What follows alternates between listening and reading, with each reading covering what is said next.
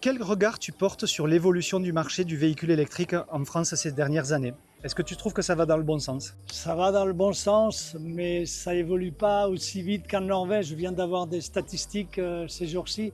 En Norvège, en 2024, 90% des voitures vendues étaient électriques. C'est Donc impressionnant. on a un chemin énorme à faire. En France, il y a encore beaucoup de craintes, beaucoup de fake news qui circulent et qui ont fait beaucoup de mal. Les gens, en plus, le français, l'homme en général, a peur de l'inconnu, a peur d'une nouvelle technologie. Et donc ces gens-là, il faut les aider. Et en discutant avec des pionniers et avec des gens qui roulent en électrique, on peut les amener parce qu'on peut leur expliquer qu'il n'y a pas de problème. Aujourd'hui en France, il y a 170 000 bornes publiques.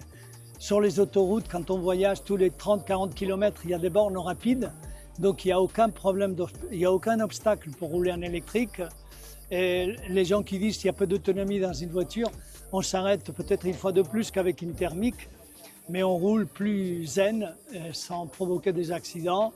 Et on s'arrête parce qu'il faut s'arrêter tous les 200 km. C'est vrai que c'est une nouvelle technologie, il faut s'adapter à la nouvelle Il faut technologie. l'apprivoiser. Il faut l'apprivoiser, mais il faut aussi changer un petit peu de façon de conduire et d'appréhender ce mode de transport qui est salutaire pour notre santé et pour la planète.